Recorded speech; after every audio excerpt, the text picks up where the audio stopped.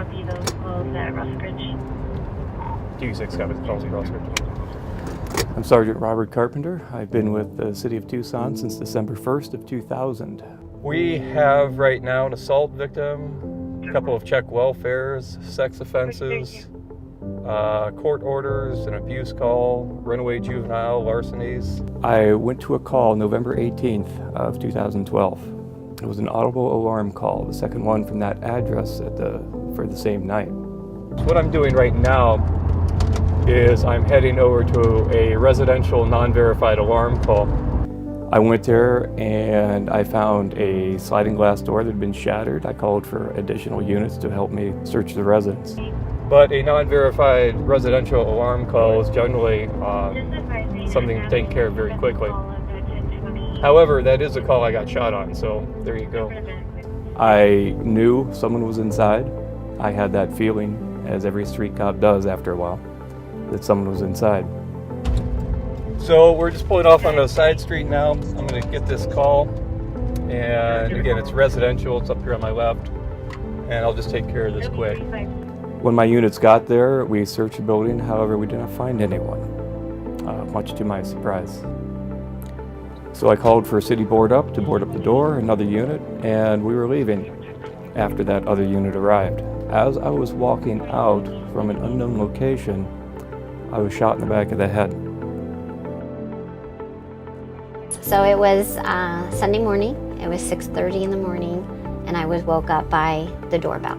And so when I answered it, there was 2 police officers at the door. They told me that Bob had been injured and that they needed to take me to the hospital.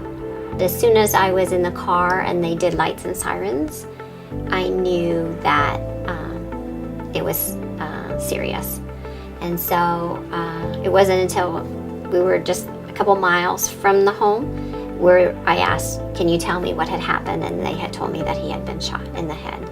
I was taken to then called UMC and underwent decompressive brain surgery.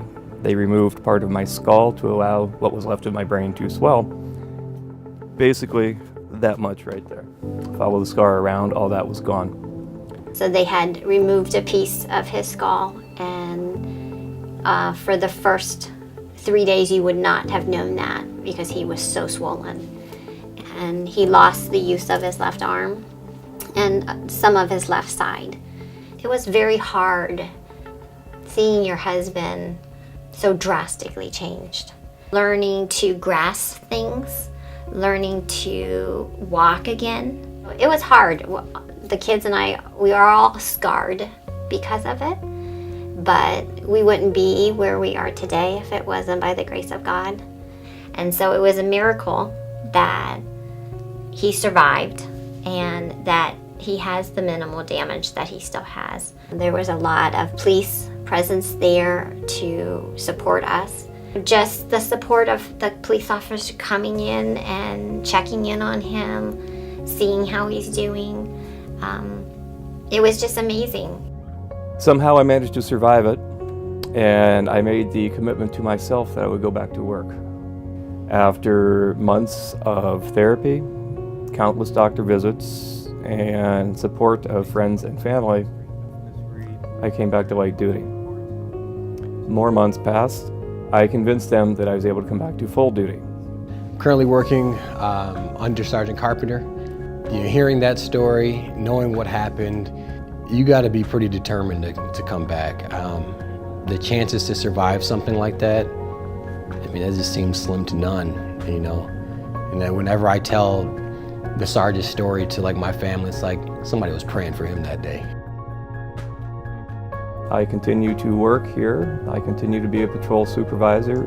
This department, the officers I work with are an extended family. Okay, I need them as much as they need me. That's why I came back. I trust the officers I work with implicitly. I know we have had, in the history of the Tucson Police Department, we've had 8 officers that have been killed in the line of duty.